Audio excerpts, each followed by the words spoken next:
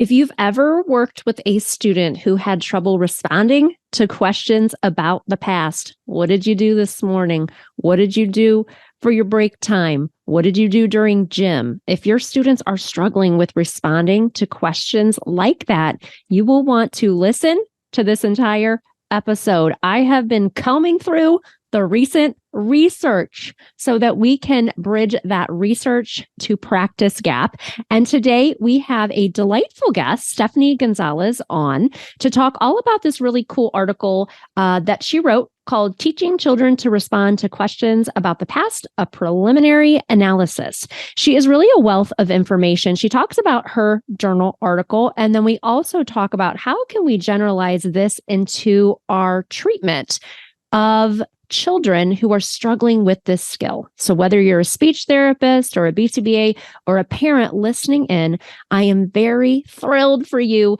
to listen to this episode. Stephanie is a BCBA, and she is a doctoral candidate at the University of Florida in Dr. Timothy Vollmer's lab. And her research interests are primarily focused on behavior analytic methods for assessing and treating recall skills deficits and methods for assessing social validity. So turn on this podcast, listen to it in the entirety. If you have students who are struggling with this skill, you are going to get some really good tips and strategies, and also stay up to date on current research. That is something that I've been doing here on the Autism Outreach podcast, is trying to reach out to people who are doing research in the areas where it is the idea of helping our students find their voice, increase their communication skills, and bringing that to all of you. Because I don't know about you, I'm a treating therapist. I'm busy. It's hard to stay in touch with research. So let me know. Leave a review of the Autism Outreach podcast over on Apple Podcasts and let me know, do you like these episodes? Do you like staying in touch with current research? Without further ado, let's listen to this conversation. You're listening to Autism Outreach Podcast, a podcast full of ready-to-use strategies to help those with autism strengthen their communication skills. Here's your host, Rose Griffin of ABA Speech, a speech therapist and board-certified behavior analyst who shares tips you can use in your next therapy session. Welcome to the Autism Outreach Podcast. We have a great conversation for you today with Stephanie Gonzalez. Thank you so much for joining us. I am really thrilled to have you on. Of course. And I was telling Stephanie before I pressed record that I have been going through current research, and that's how I've been finding some podcast guests recently, because I know that as a treating therapist, either a speech therapist or BCBA, we are so busy and we are so stressed and we are so overwhelmed that it's really hard for us to stay in touch with current research. And I feel like BCBAs, at least in the coursework that I took as a BCBA, we talk about research a lot. Like the research course that I took, that almost broke me, and it was hard. But I feel like we as BCBAs talk a lot about like doing journal article reviews and staying in the loop. And it's very heavy on research, where speech therapists, we have a lot of good research that's coming out, but we are just so overwhelmed, both professions, that it's hard to stay in touch with research. And so I've been trying to bring research to light, either through an Instagram post or through something more formal like the podcast, or doing CEUs with some of the people that I've had on coming to talk about research. So I'm excited today to talk about your journey into the field, which I don't know much about it. So I'm excited for you to share. And then also about this article that you've written recently. So can you tell us a little bit about you, kind of how you got into the field? I'd love to hear more about that. Absolutely. I do not have the traditional entry into behavior analyst that I think other people have, where like I knew someone that brought me in. I really was finishing my undergraduate bachelor's degree at the University of Central Florida. And I had a degree in molecular and microbiology, but I just wanted more time to figure out my life. So I decided to get a degree in psychology. And in the last class I took, the semester that I graduated, like in the last week, someone came in to do a presentation on alternative methods of psychology. And so she started talking about, like, if a child doesn't know a word, you can give them a prompt and then fade the prompt. And I was like, this is so cool. I must know more. So I ended up talking to her, getting an internship, and like 12 years later, here I am. Mm-hmm. I worked at Quest Kids Academy, which is a place in Orlando that's closely associated with Florida Institute of Technology. So then I went ahead and got my BCABA at FIT using their online program. Mm-hmm. And then I was still pretty enamored with the field. And then I knew that I probably wanted a PhD. So I went to Rollins College, where I was able to complete a thesis there as well. Fell in love with research on top of like my clinical field, which I'd been doing mostly of the whole time that I'd been practicing.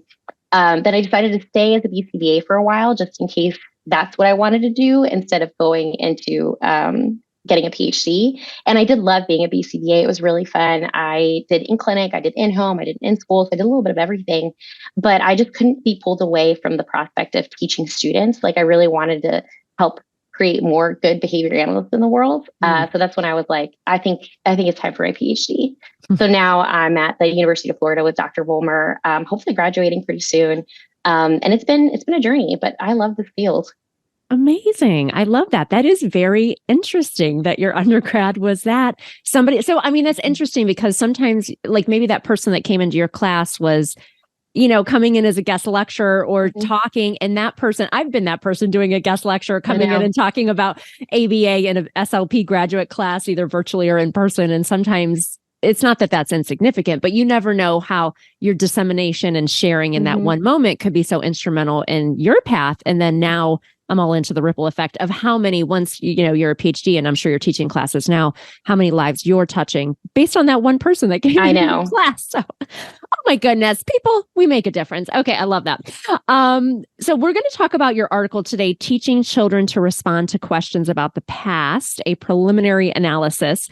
I think this is so important. We talk about comprehension and recall, and I know that I've set goals like this for students, but can you tell us a little bit about the importance kind of holistically of this skill for students? Yeah, I really think that it's a little bit understated how this skill specifically is important because it comes up constantly, right? So every single time you have a conversation, it usually is going to involve at least starting why something like, what'd you do this weekend? How's your morning going? And those are all questions that require us to talk about these events in the past. And so a lot of the times I think that I've encountered families, especially with their kids that have any sort of developmental disability, who have just decided that these questions are not available to them. So like I've talked with families that have told me like, well, he's 11 and I have to constantly be on top of him because I don't know what he's doing and he can't accurately report. And often I think that there's an assumption that this is just not something that's available to be worked on. And I'm like, no, we can work on this. Like this is specifically what I want to build towards so that everyone knows this is absolutely a skill that can be worked on. Yeah, I love that because I'm excited to hear more about, to share about your article and things. But I know that I've had students who were not spontaneously using more than one word, but it was important for them to recall about their past or talk about their day. So we would use visuals and I don't know, I'm interested in your take on that. But some students, 10th grade, 11th grade, it's hard for them to recall past having the visual, but like having that conversation. I think that's thing as a parent, you want to know what happened to your kid at school, or you want to know, what they did during the day. And that's hard. I like that idea of, and I think you really capture it there, that this skill isn't available for them to work on. And I think that can really be disheartening for probably therapists and parents alike. So this is exciting to talk about. I know in your article, you mentioned, Dr. Sundberg, Dr. Partington, Dr. Schillingsberg. I'm trying to get her on the podcast. We've been going back and forth. We've been like playing email phone tag. And then I saw her on LinkedIn with Dr. Cody Morris, I think, and they are in Dubai. I'm like, okay, that's why she hasn't written me back yet. I'm still trying. I talk about her research a lot. But anyway, you kind of discuss in your article the contributions that they've made kind of in this area. And I was just wondering if you could kind of touch on, for those that are not aware of what they've discussed regarding this skill, can you kind of give us a little bit of a back history on that? Absolutely. And I'll add one in that recently came out at the end. But Dr. Sundberg, I was specifically referencing his VB-MAP interverbal test publication, where that is, I think, one of the issues that we encounter often in terms of, so I'm going to pivot slightly, in terms of this not being a common goal that we always work on. It doesn't really come up in the VB-MAP. And in Dr. Sundberg's publication, he had one question across the entire interverbal assessment from the VB-MAP that was related to something in the past. And I think it was something like, what did you do this weekend? And it's supposed to be a test of the conditional discrimination, just being able to answer all parts of the question. But it's really only time that it comes up And then there's developmental research that I don't go into in this publication, where they test typically developing children that are much younger, like 3 or 4, and they all have these kinds of reporting skills available. So it's definitely something that developmentally can be available. It's just not something we're looking at very closely. And if a BCBA is running the VB map, it's not going to be a skill that comes up that they're like, oh, I need to make sure we're working towards this box on this assessment. So I think that's one of the deficits. I love the VB map. I use it literally with every single one of my participants, but I see that that's something that's missing. And then in terms of Dr. Partington's research, his was really like a notation that said, if kids can't recall events in the past, you should try something like probe fading, which is what I ended up using in my study. And I'll describe in a second too, because Dr. Schillingsberg used it. So before Dr. Schillingsberg's study, there really hadn't been something that specifically targeted recall skill deficits, versus before, like even outside of behavior analysis, there's a lot of research on generally testing memory, like as a concept, and then testing for those recall skills, but not a lot on treating a deficit, like if you're not seeing them. So Dr. Schillingsberg's paper is really cool because she was able to work with kids in a very applied setting, and she used 2 different strategies: delay fading and probe fading.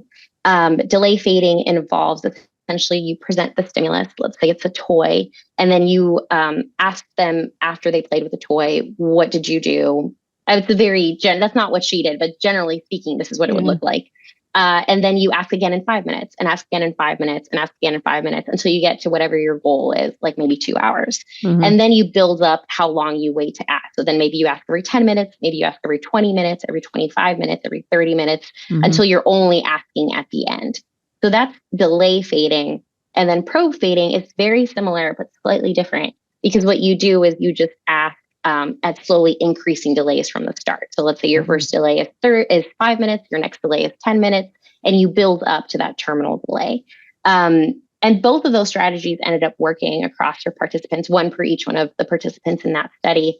And she also used things like differential reinforcement. So all of the kids did get something specifically for getting an answer correct.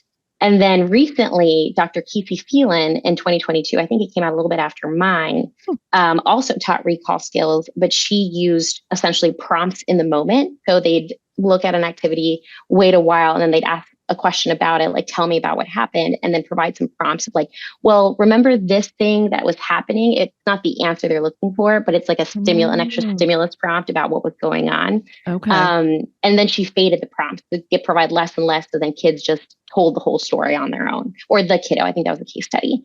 Okay. So I think it's also important to note that all of the research, besides the 2 examples that were just like conceptualizations, are very recent. So it's a very burgeoning field in terms of trying to teach these skills.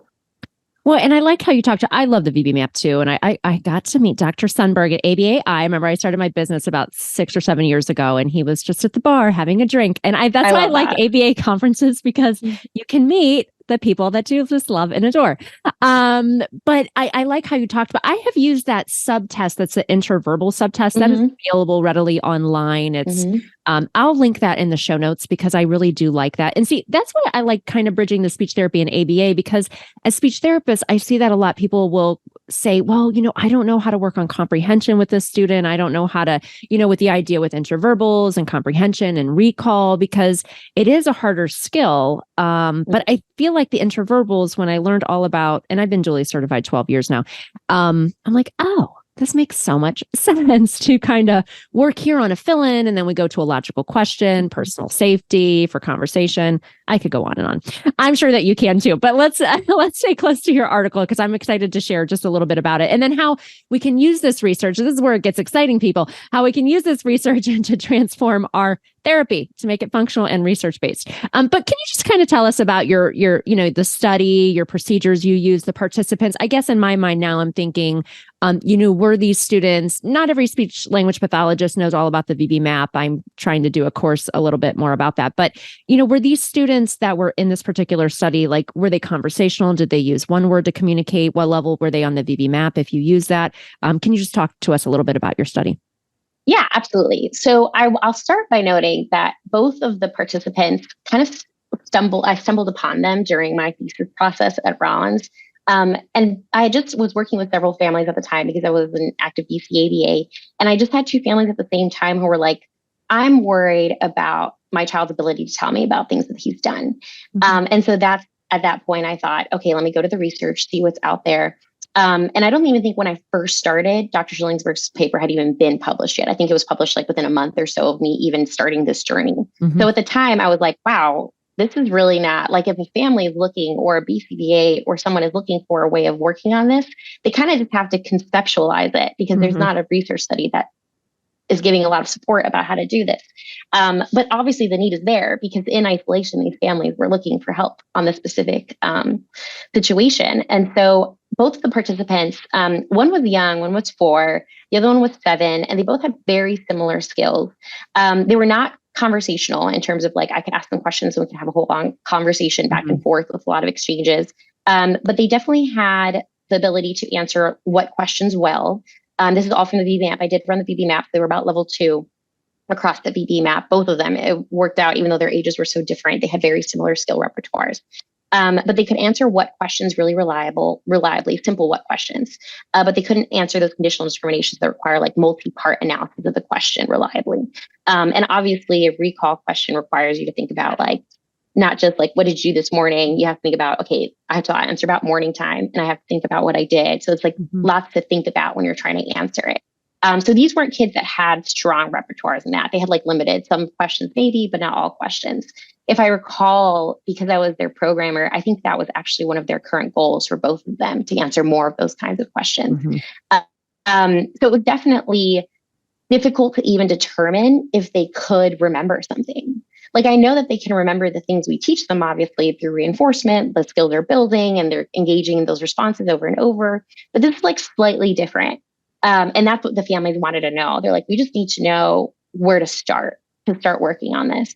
So that's where we started. And what I ended up deciding to use was the method Dr. Partington had suggested, and then later Dr. Schillingsberg demonstrated, which was the probe fading, where you start with a short delay and then you build the delay up.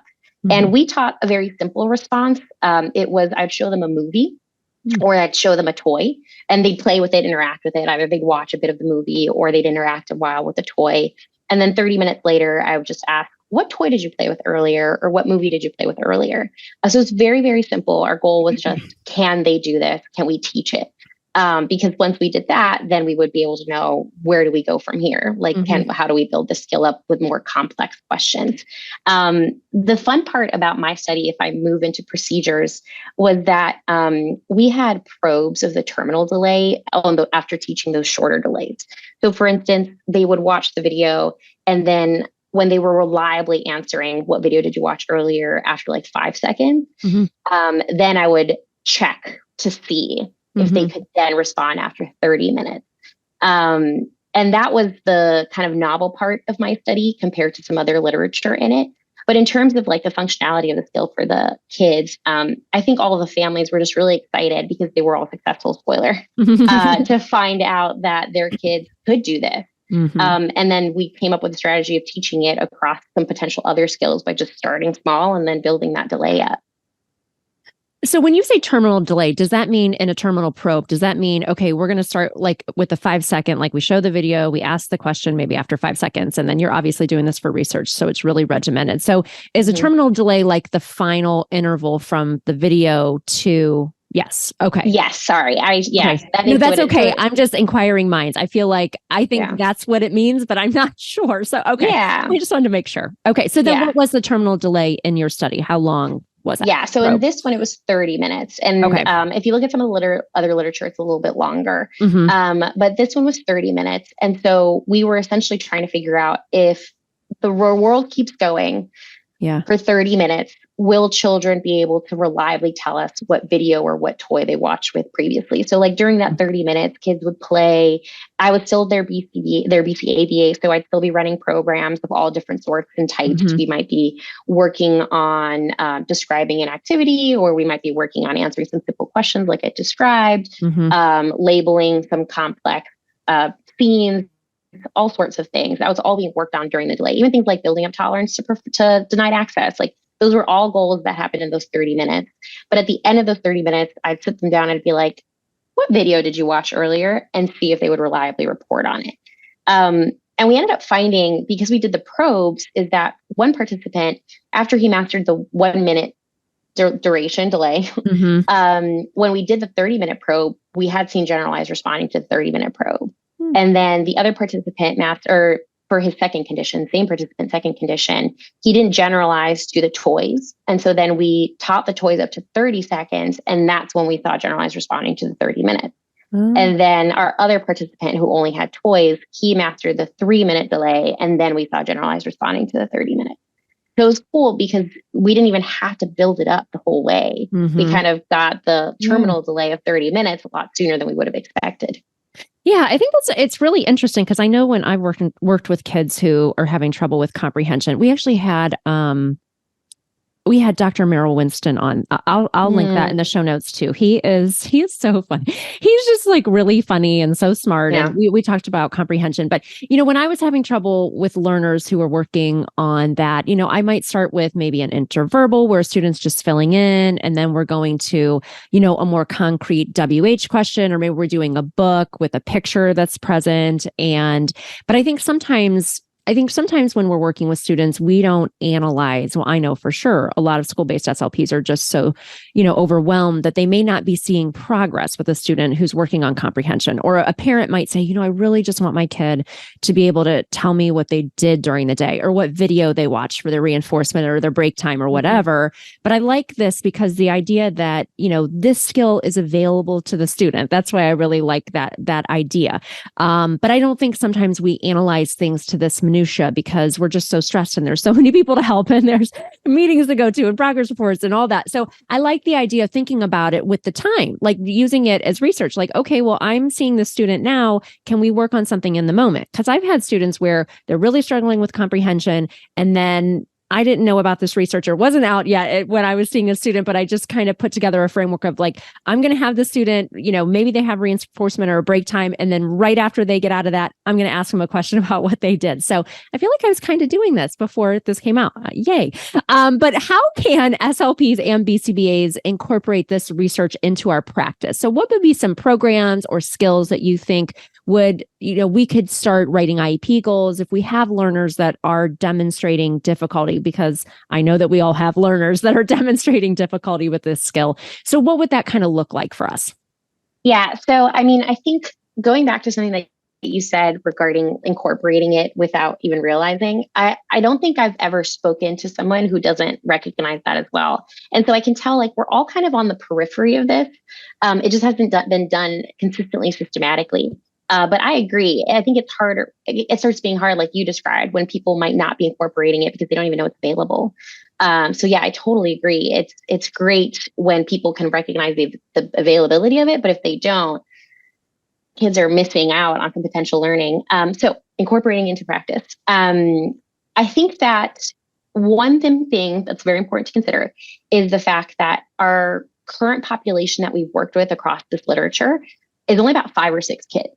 So I actually have current research going on with this, but we haven't really determined the parameters of like what works and what doesn't work. You asked previously, like their VB map level, and you're right, like these kids had a level 2, so they had those simple questions. But if we're talking about a kiddo who has no question answering ability, like that's an even more difficult place to start, because there was assumed question answering ability when I started running it. And actually, Dr. Schillingsberg has another study that I forgot to mention, but was published a little bit after, I think it's a 2019 study, where she ran similar procedures with kids who were using an augmented speech device. So like they were able to answer off of their device. So again, in terms of availability, even speech is not necessarily like verbal speech is not necessarily something that restricts kids from being potentially able to answer these questions. But sorry, your original question, I'm going on tangent. I think that considering the lack of parameters around participants and what would work and what doesn't, a treatment package approach to working on this, if you see it as an issue, is a good idea, taking into account all of the things that have worked so far. And those include things like differential reinforcement, because we haven't actually seen a study that has successfully done this without some sort of extra reinforcer, as opposed to like just talking. And that's actually something we're researching right now. And then definitely building up those delays slowly. And then in terms of selecting targets, I find that your best targets are going to be things that have immediate relevance. So for instance, if you teach something like a parent wants to know what they did at school, then you work on that reliable response in school. Like, what did you do in the morning? And you just have to clearly define what it is you're talking about. So I think specificity is also good. Like, what did you do at breakfast, or what did you do at circle time? And then you just have to teach the response first. So I, across all of my studies that I've been doing, I always make sure that kids can answer it in the moment with the stimulus still present, which is essentially me asking them to tack something, to label it. So I'll be like, what are you doing right now? And I know that they can do it because then I can start building up those delays as me later asking, what did you do earlier in that activity or at that time? So definitely first ensuring that kids have the ability to even answer that question when the stimuli are present, and then building up removal of those stimuli, and then being able to answer it when it's not present. So maybe even a very short, like 0 seconds, like take everything away and then just be like, what did you just do? And that's when you start building up the time. And I would just choose topics that are relevant. Like if you teach a kid to be able to tell you a quick description of like what they did in the morning, and then you generalize that responding to parents, I think they'll love it. Like it would be really awesome and valuable for families. And then using all the strategies that exist. If you have a participant who does have a more developed verbal repertoire, using Dr. Kesey Phelan's study where she just provided prompts, then faded the question prompts, also is a great strategy. So my answer is very treatment package focused. Use a little bit of everything until we have a better idea of what's the most efficient or effective method of teaching. Yeah, I love that. And, I definitely have spent time in public schools, but then also non-public programs. And I feel like in a non-public program, this would be something you could definitely probably run a little easier if it's a student who has unsafe problem behavior and they have a one-on-one. Then maybe the goal could even be time focused, and you could have one person run it immediately and then generalize it to another staff member. So I think it has a lot of nice implications for real world treatment. Such good information. I'll make sure to link your article, and we will link Dr. Merrill Winston's podcast if you haven't listened to that. I always joke because he is the only person that is cursed on my podcast, and we had to beep it out. So he is just such a hoot, and I just love and adore him. And I curse all the time in real life, but not on the show. I try to keep it very, professional. But I have really enjoyed talking with you, Stephanie. Thank you so much for doing this really amazing research, and definitely stay in touch with us about new research that comes out, because I'd love to have you come back on and talk about that soon. So thanks so much for joining us. Thank you. Thanks for listening to Autism Outreach. If you enjoyed the show today, make sure to subscribe so you don't miss an episode full of actionable strategies you can use in your therapy room. Write a review too. That would mean so much to me. I always love hearing from you. Have a specific topic that you want included on a future show? Reach out over on Instagram, ABA Speech by Rose, or visit me at www.abaspeech.org.